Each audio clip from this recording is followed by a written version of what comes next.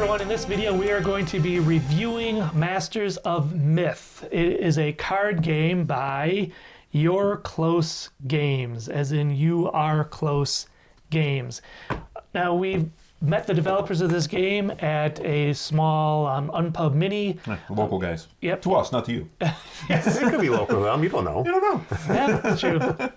And they actually were kind enough to provide us a copy of the game. The game comes right now in its current state. It's 2 decks, or 2 boxes with 2 decks each. Yep.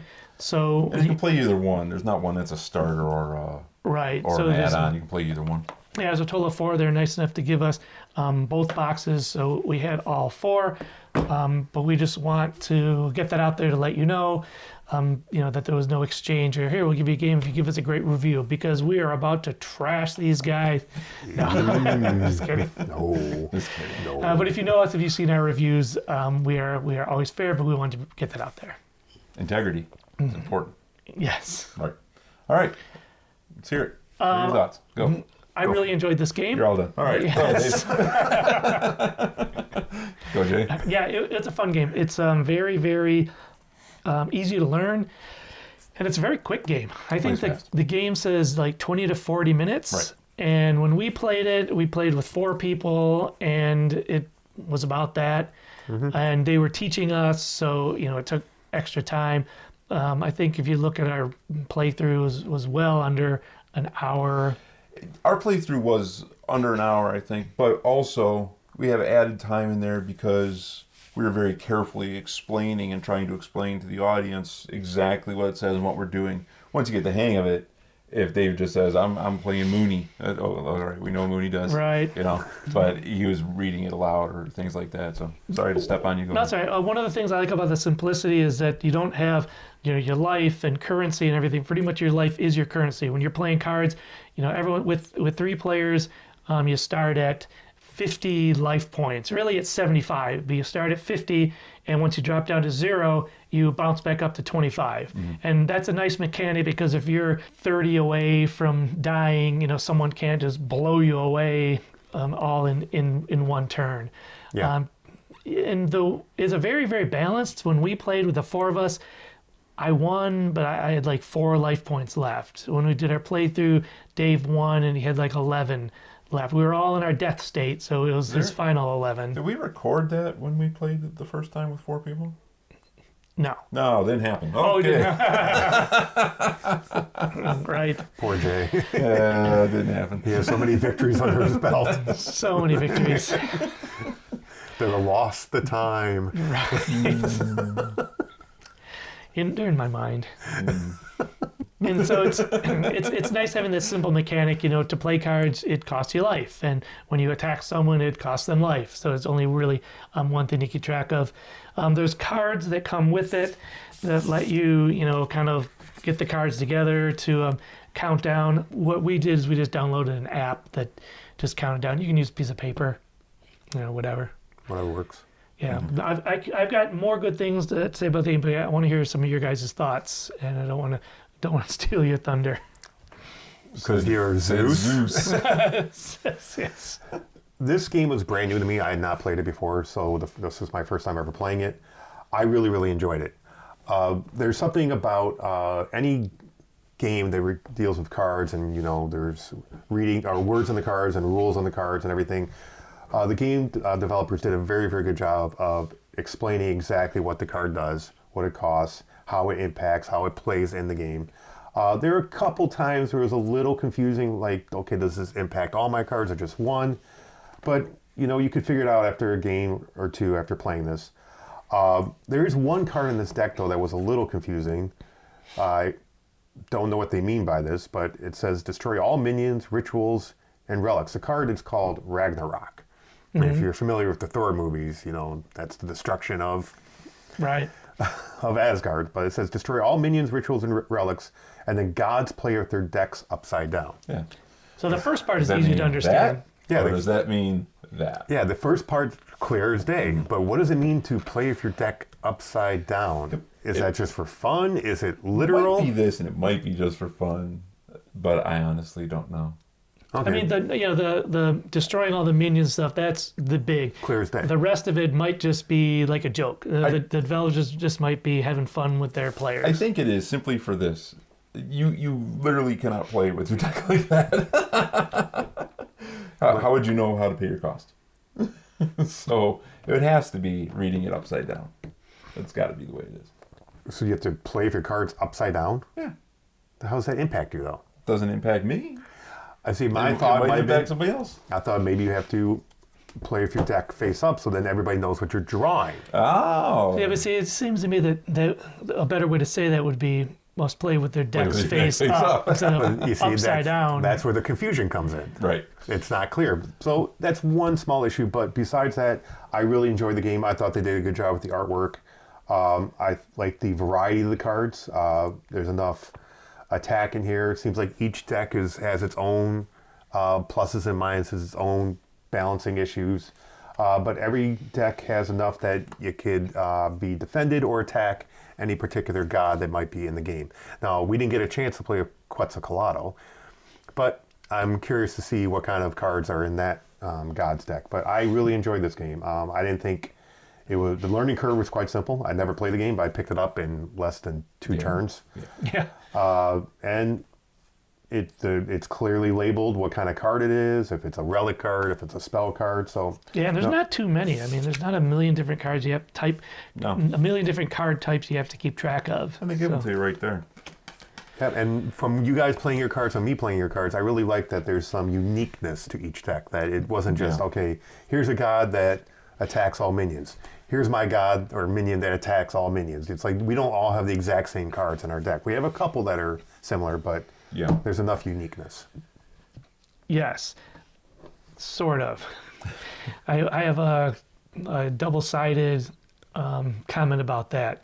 One, I also love the artwork, and I think when we talked to the developers, they said they had a different artist do all the cards for each deck. Yeah. You kind of see, you see these successful game designers, in interviews, and they're all like, well, step 1, come up with an idea.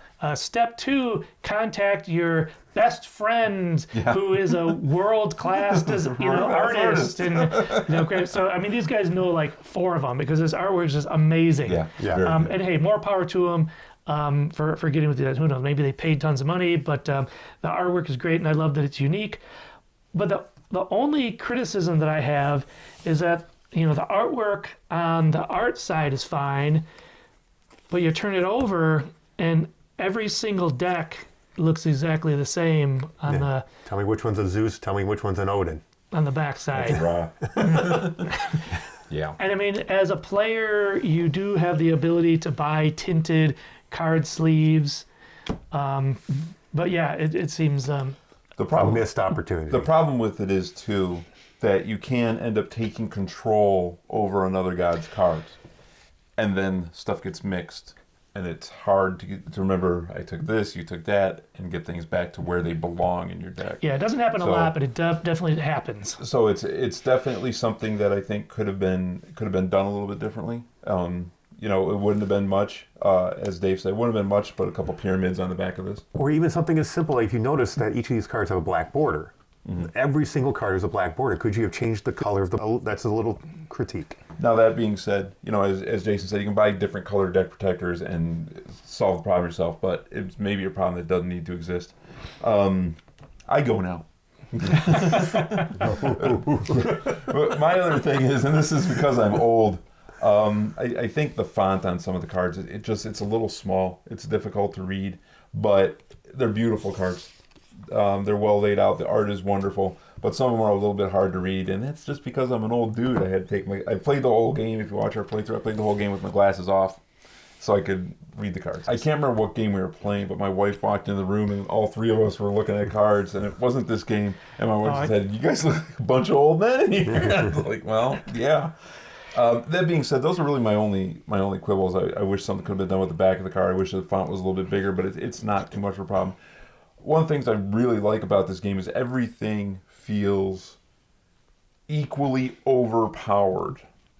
You know, it's like Yes. things are strong, and you want to play all your cards, and everyone has in their deck a wipe the board card. It's like, yeah, you think you're smart over here with 5 minions and 4 relics, and now you got nothing. Right. You know?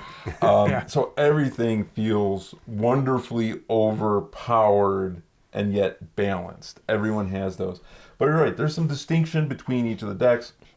Mine seems to run kind of the middle. I've got a lot of relics. I've got a lot of minions. This is the raw deck that I was playing. I've got a fair amount of minions, a fair amount of relics. You broke all my stuff, killed all my minions. These things happen. The name of the game. Exactly. Oh no, it's Masters and Minutes. But everything feels fairly well balanced. I don't feel like someone's going to run away with it. The times I played it, doesn't seem like someone gets very far ahead. I do like the flipping over to the death state. That way, exactly what you said. Someone can't blast you for 80 points all in one thing and knock you out. You're going to hit me. Cool. I flip over to death state, but now I've got another chance there. I do like exactly what Jay said. It's a devil's bargain. Do you want to play the sun itself? Well, you can. It's going to cost you 8. 8 life. 8 life. Yes. That's a lot. Especially when you're at 13. Yeah. Yeah. You know, or, you know, to be frank, in a 3-player game, you got 75. You want to spend 10% of that? Yeah. Yes. You know, But again, it's the sun itself, and you are going to go on a rampage with that card, assuming someone doesn't blow it up on the first turn you have it, which someone most likely would. It's like the biggest thing on the battlefield. You throw everything at it until it's gone. right.